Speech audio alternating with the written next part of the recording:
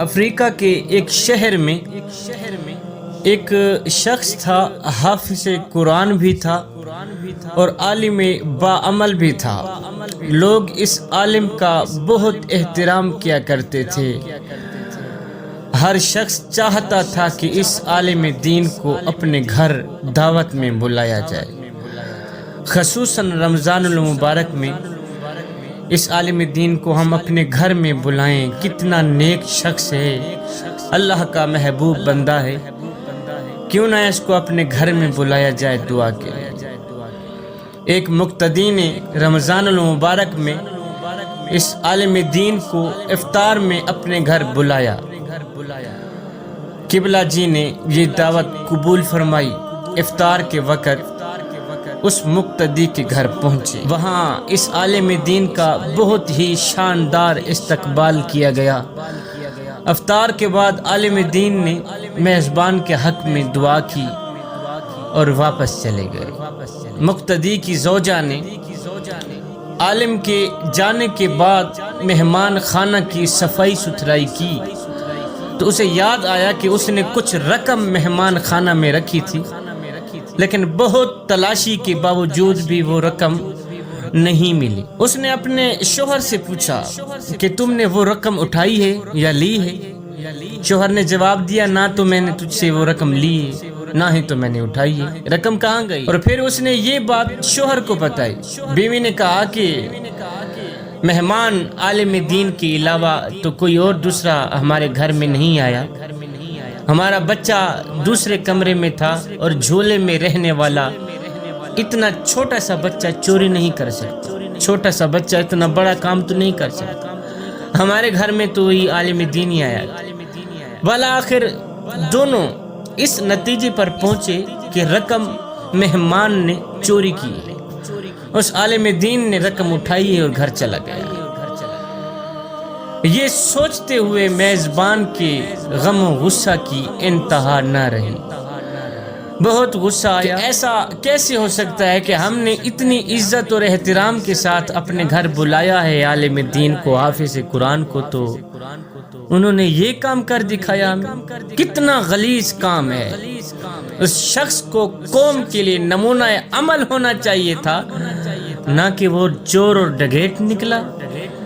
غم و غصہ کے باوجود اس شخص نے حیا کے مارے اس بات کو چھپا لیا کہ لوگوں کو کیا کہوں گا، کیا ایک حافظ قرآن عالم دین میرے گھر میں آیا ہے، پیسے اٹھا کے چلا گیا، چوری کر گیا ہے، ایک عالم دین چور نکلا ہے۔ تہمت لگانے سے اسے حیا آنے لگی۔ اس شخص نے کسی کو بتایا تو نہ، لیکن عالم دین سے دور دور رہنے لگا تاکہ سلام دعا نہ کرنی پڑے۔ اسی طرح سال گزر گیا اور پھر رمضان المبارک آ گیا۔ لوگ پھر اسی خاص محبت اور جوش و خروش کے ساتھ عالم دین کو اپنے گھروں میں افطار کے لیے بلانے لگے۔ اس شخص نے جس کی پہلے چوری ہوئی تھی، اس شخص نے اپنی زوجہ سے کہا کہ ہمیں کیا کرنا چاہیے، مولانا صاحب کو گھر بلائیں یا نہیں؟ زوجہ نے کہا بلانا چاہیے، کیوں نہیں؟ غلطی انسان سے ہو جاتی، کیونکہ ممکن ہے مجبوری کے عالم میں انہوں نے وہ رقم اٹھائی ہو، ہم انہیں معاف کر دیتے ہیں، کوئی بات نہیں، اللہ ہمیں جزا دے گا، ہم اس کو معاف کر دیتے ہیں، اللہ ہمیں معاف کر دے گا۔ اور پھر اس شخص نے مولانا صاحب کو اسی عزت اور احترام کے ساتھ اپنے گھر دوبارہ بلوایا افطار کے لیے۔ جب افطار وغیرہ سے فارغ ہو گئے تو میزبان نے اس عالم دین سے کہا، جناب آپ متوجہ ہوں گے کہ سال بھر سے آپ کے ساتھ میرا رویہ تھوڑا بدل گیا ہے۔ عالم دین نے کہا، جی بالکل، آپ کا رویہ تو بدلا تھا، لیکن زیادہ مصروفیت کی وجہ سے میں تم سے اس کی وجہ معلوم نہ کر سکا۔ میزبان نے کہا کہ قبلہ میرا ایک سوال ہے اور مجھے امید ہے کہ آپ اس کا واضح جواب دیں۔ کہا، پچھلے سال رمضان المبارک میں میری زوجہ نے مہمان خانہ میں کچھ رقم رکھی تھی اور پھر وہ رقم اٹھانا بھول گئی، اور آپ کے جانے کے بعد ڈھونڈنے کے باوجود بھی وہ رقم ہمیں نہیں ملی۔ کیا رقم آپ نے لی تھی؟ قبلہ میرا ایک سوال ہے، یس نو، کیا وہ رقم آپ نے لی تھی؟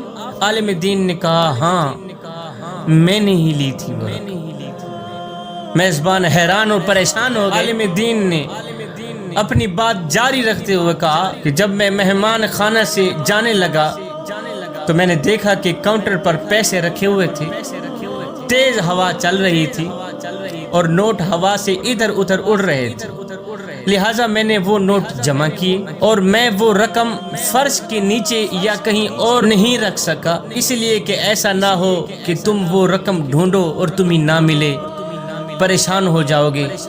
اس کے بعد عالم نے زور سے اپنا سر ہلایا، اونچی آواز میں رونا شروع کر دی۔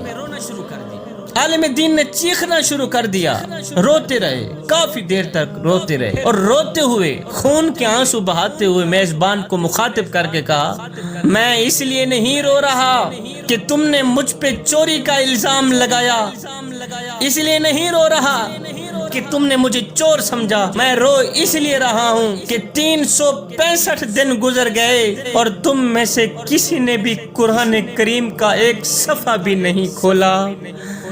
365 دن گزر گئے ہیں، تم میں سے کسی شخص نے بھی قرآن نہیں اٹھایا، نہ ہی تو قرآن کا صفحہ کھول کے پڑھا ہے۔ اگر تم قرآن کو ایک بار بھی کھول لیتے تمہیں تمہاری رقم مل جاتی۔ ہو نادانو، میں تو تمہاری رقم قرآن میں رکھ کے گیا تھا اور تمہیں آزمانا چاہتا تھا کہ میں جو تبلیغ کرتا ہوں کہ قرآن پڑھو، قرآن پڑھو، قرآن پڑھو، کیا تم پڑھتے ہو یا نہیں؟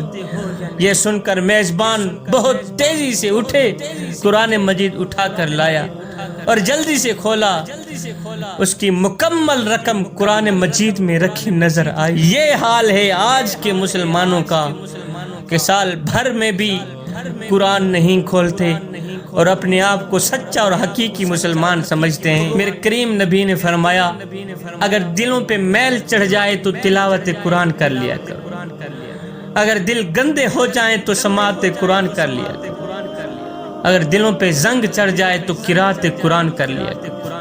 فرمایا، لوگو تم کہتے ہو برتنوں تک ہاتھ پہنچ جاتا ہے، دلوں تک ہاتھ نہیں جاتا، دل کیسے صاف کریں؟ فرمایا، میری امت قرآن کی طاقت کو سمجھ جاؤ۔ فرمایا، جس جگہ مومن کا ہاتھ نہ پہنچے وہاں میں محمد کا قرآن پہنچ جاتا ہے۔ فرمایا، جس جگہ مومن کا ہاتھ نہ جاتا ہو وہاں میں محمد کا قرآن پہنچ جاتا ہے۔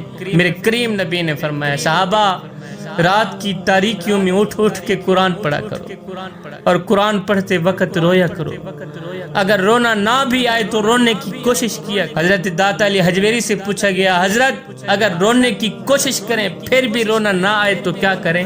آپ نے فرمایا، پھر اپنے مقدر پہ رویا کرو۔ اتنے سنگ دل ہو گئے ہو کہ آنکھیں آنسوؤں کا خیرات پیش نہیں کرتی۔